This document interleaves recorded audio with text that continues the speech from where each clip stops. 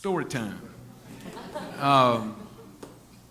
Long time ago, when I started trying to get into the music business, my daddy was not too happy about that situation. And I ended up in Nashville broke as the Ten Commandments. Divorced from a crazy woman and living in a Ford Bronco 2. And getting to know all of the policemen that patrolled the Walmart parking lots. And it got me a job serving ribs at Tony Roma's because they would give you a meal a day. I was going and getting me a big old block of government cheese and a big old thing of government peanut butter. And back then they'd give you Bisquick. And I've eaten a lot of Bisquick with peanut butter and cheese on it. Bisquick made with water ain't as good as Bisquick made with milk. Anyhow, I had gotten up enough money to go home, and I'd been writing my songs and starting to get a little bit of interest from various people up there in Nashville. And I had gone down to Myrtle Beach to see my daddy, and he was still fussing at me about my long hair, and talking about what a 1 in a million shot it was that I was ever going to amount to anything in the music business. Somebody had started giving me a little bit of money. I think it was like $100 a week to so they could have me on retainer to write songs, and Daddy said that was proof positive them people didn't have no sense. And I said, what are you talking about? And he said, they give you money to write songs. I said, well, yes, sir. And he said, don't they know you'd do it anyhow? And they do.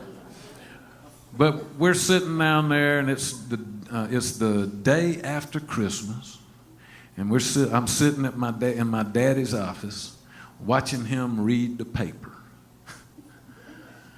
He's got the paper between me and him, and I heard the phone go off, and it was back. Y'all remember the first phones that wasn't tied to a long cord that had the antenna that you pull out? I can still see my stepmama walking in with the phone over her chest like this, and she says, Chuck, it's a telephone call for you. And I said, who is it? And she said, well, they say, the woman says she's Dolly Parton. Well, I knew that Dolly was considering recording one of my songs. And I said, oh, well, yeah, that makes sense. She's talking about, so I got on the telephone, and it was Dolly Parton. And she says, honey, I'm going to cut this song. I love it.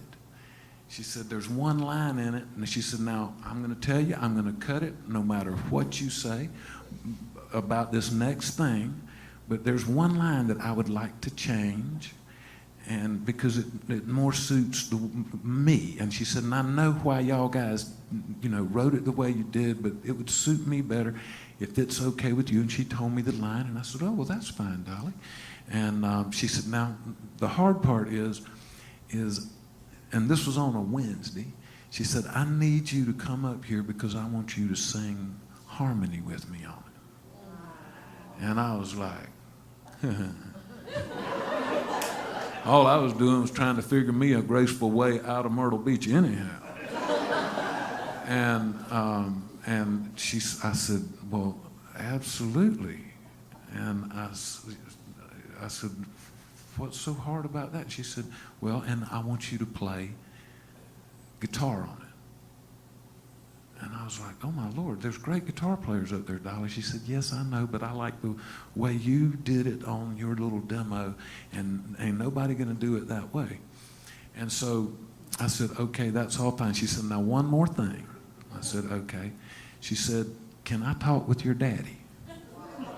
And I was like, well, this is too good.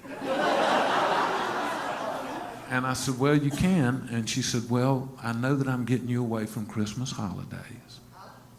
And I want to apologize to your daddy for doing that. Well, the backstory is all them people around Dolly knew how much my dad was against me being in the music business, and it was so graceful of Dolly to do this. And so I walk over and say, hey, Daddy, Dolly Parton wants to talk to you. He looked up at me and he said, what? I said, yeah, I know, I've had it out to here with her. She wants to talk to you now. And he went, are you serious? I said, yeah, Daddy, it's Dolly Parton. And I hand him the phone, and he goes, hello?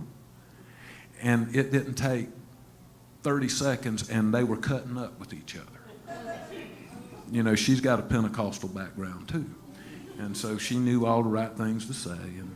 And it wasn't long before they was telling each other stories and laughing and funning with each other. And she had told me before I had handed the phone to him, she said, now I want to talk to you one more time before we get off the phone here. And in a little bit, 10 minutes or so, it was a long conversation. A little bit, Daddy yelled, hey, Dolly wants to talk to you again.